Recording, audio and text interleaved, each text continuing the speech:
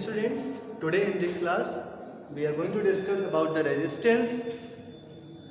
We have discussed about the electric circuit, electric current, voltage पढ़ चुके हैं हम लोग. When we apply some voltage in any circuit, किसी भी सर्किट में अगर हम पोटेंशियल डिफरेंस अप्लाई करते हैं, कोई बैटरी लगाते हैं, पोटेंशियल डिफरेंस अप्लाई करते हैं, then the electrons in the circuit starts moving. Electrons को एक एनर्जी मिलती है और वो मूव होना स्टार्ट हो जाते हैं. बट रेजिस्टेंस तो हमको क्यों पढ़ना पड़ता है? What is resistance? जब हमने सर्किट लिया, दिस इज द सर्किट. एक सर्किट में मैंने यहाँ बल्ब लगाया, यहाँ पे स्विच है and here it is the battery. मैंने बैटरी लगाई, पॉजिटिव नेगेटिव स्विच को ऑन किया, करंट का फ्लो स्टार्ट हो जाता है, इलेक्ट्रॉन का फ्लो स्टार्ट हो जाता है और मेरा बल्ब ये ग्लो करने लगता है. तो what is the resistance? Resistance word कहाँ से आया? रेजिस्टेंस कहाँ यूज होता है? What is the resistance? So जब मैंने यहाँ से स्विच को ऑन किया, बैटरी से जब करंट या इलेक्ट्रॉन्स का फ्लो स्टार्ट हुआ, तो इलेक्ट्रॉन्स जब वायर के थ्रू, किसी भी वायर के थ्रू जब इलेक्ट्रॉन्स फ्लो होंगे तो आपस में टकराएंगे भी, बिकॉज वायर का जो साइज होता है बहुत पतला होता है, पतला वायर होता है, उसमें जो इलेक्ट्रॉन्स फ्लो हो रहे हैं वो आपस में कोलाइड भी करते हैं. आपस में जब इलेक्ट्रॉन्स का कोलिजन होगा, आपस में जब इलेक्ट्रॉन्स टकराएंगे तो आप कह सकते हैं उनका स्पीड थोड़ा कम हो जाएगा, बहुत धीरे धीरे उनका फ्लो होगा. जब इलेक्ट्रॉन्स आपस में टकराने लगेंगे तो उनका स्पीड कम हो जाएगा, फ्लो धीरा हो जाएगा. फ्लो जब धीमा हो जाएगा तो आप कह सकते हैं I = होता है Q by T, charge flow per unit time. और electrons flow per unit time जब कम हो जाएगा तो आप कह सकते हैं करंट की वैल्यू भी क्या हो जाएगी? डिक्रीज कर जाएगी. ओके, सो रेजिस्टेंस हम क्यों पढ़ते हैं?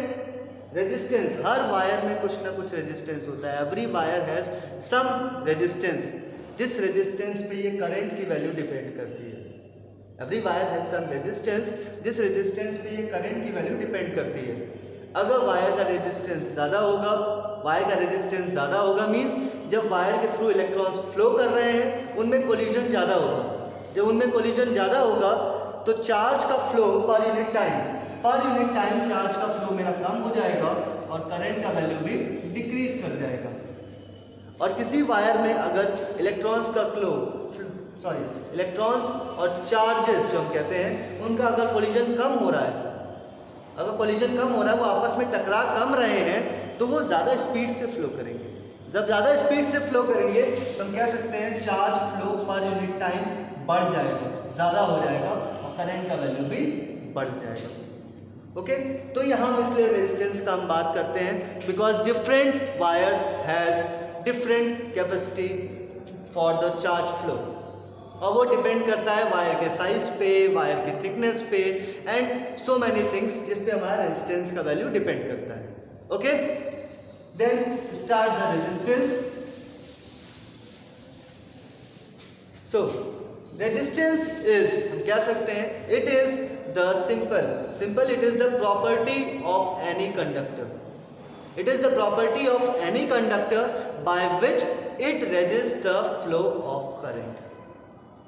किसी भी कंडक्टर की प्रॉपर्टी होती है जिससे वो करंट के फ्लो को रेजिस्ट करता है, या हम कह सकते हैं इलेक्ट्रॉन्स और चार्जेस की फ्लो को रेजिस्ट करता है, फ्लो करने से रोकता है. और ये रेजिस्टेंस डेवलप कैसे होता है?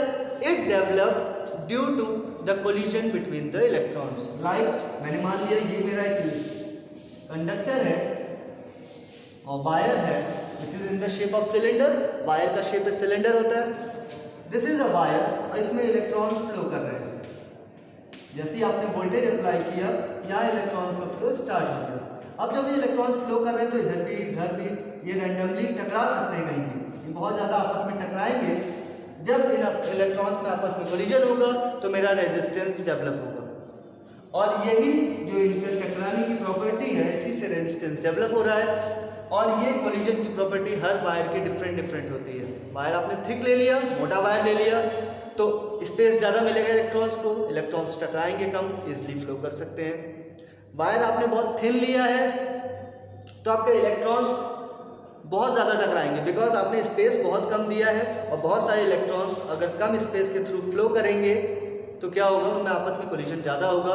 कोलिजन ज़्यादा होगा तो करंट का वैल्यू कम हो जाएगा, because charge flow per unit time कम हो जाएगा, करंट कम हुआ, रेजिस्टेंस बढ़ जाएगा। बिकॉज इट इज सिंपली, मैं फिर से डिफाइन कर रहा हूँ, it is simply the property of any conductor by which it resist the flow of charges through the conductor.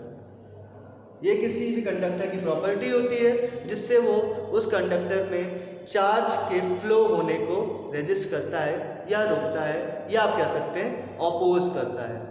Okay, so it is the